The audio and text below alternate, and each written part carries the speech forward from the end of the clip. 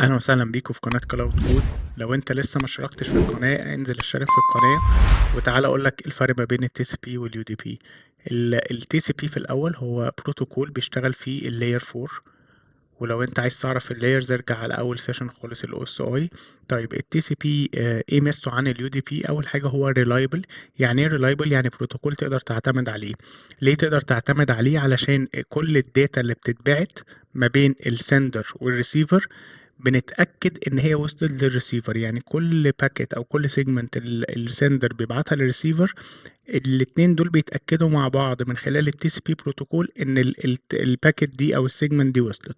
فعشان كده هو بيعمل حاجة اسمها ايرور ديتكشن وكوركشن. لو في أي باكيت وقعت الريسيفر هيقول للسندر الباكيت دي وقعت وابعتها لي تاني. دي أول حاجة بتميز التي سي بي ان هو ريلايبل تقدر تعتمد عليه. تاني حاجه بيبعت السيجمنتس بارقام باوردر. يعني ايه؟ يعني مثلا لو انت مثلا عايز تنزل فايل من هنا او تعمل براوزنج هنا، الراجل ده لما يجي يبعت الباكيتس او السيجمنتس للراجل ده بيبعتها له كالاتي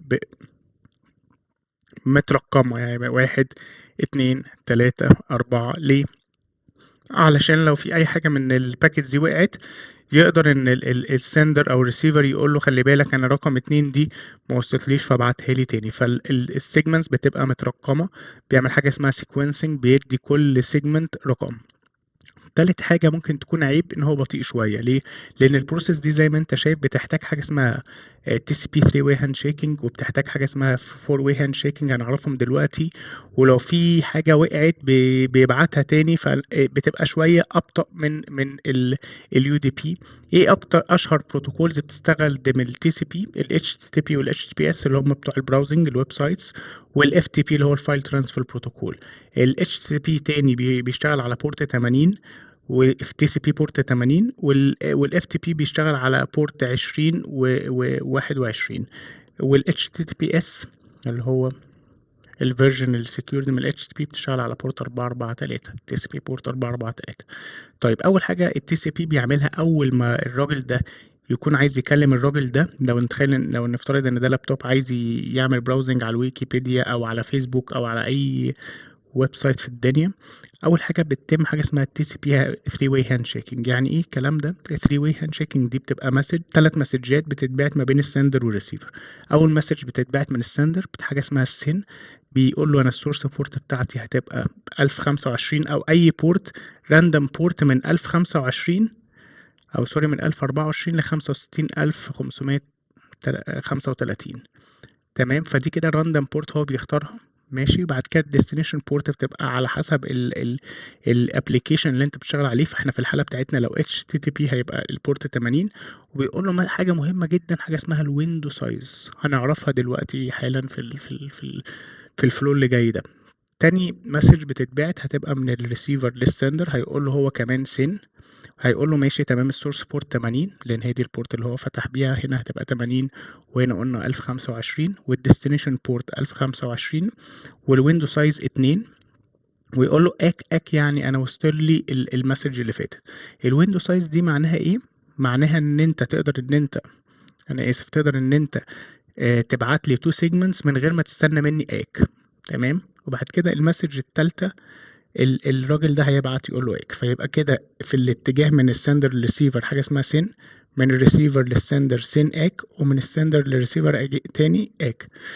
ده كده خلصنا 3 واي هاند شيكينج. بناء بقى على الويندو سايز اللي الريسيفر قال له عليه، الراجل ده هيبتدي يبعت الباكيتس بتاعته. فمثلا لو عنده مثلا عايز يبعت ريكويست او عايز يبعت حاجه، هيبعتها متقسمه.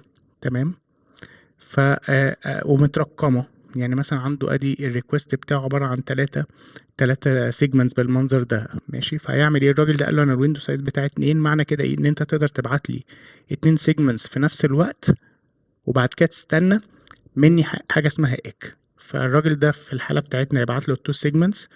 الراجل ده بعد كده اللي هو الريسيفر هيقول له اك انا وصل لي التو سيجمنتس بتاعتك. ولما يقول له اك 3 معنى كده يقول له ايه؟ ان انا مستني منك المسج الجايه تبقى رقم 3.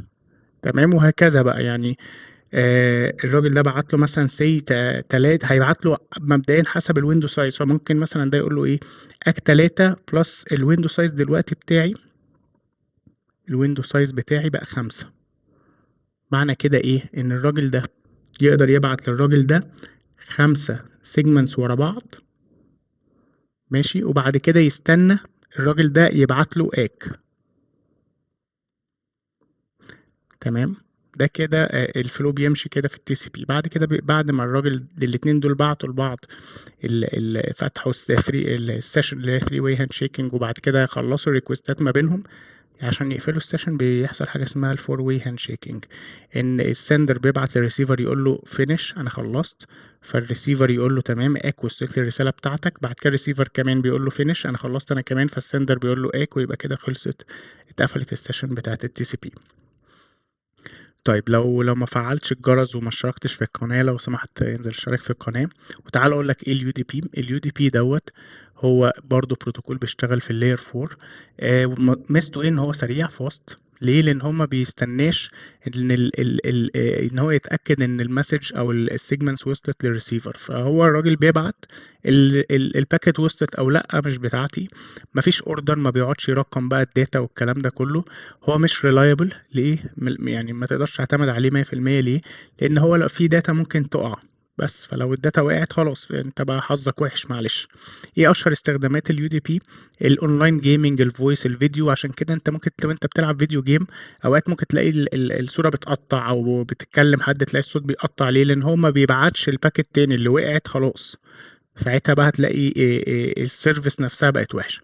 طيب فهو بيبقى مثلا لو في فيديو كول ما بين الاتنين دول، تو لابتوبس او تو موبايلز او ايا كان، الراجل ده بيبعت لده طلب، الراجل ده بيرد بريسبونس، حاجه منهم وقعت خلاص هتحسها انت هنا ان السيرفيس مش كويسه، الصوت بيقطع، الفيديو بيقطع او ايا كان. ده الفرق ما بين التي سي بي واليو دي بي.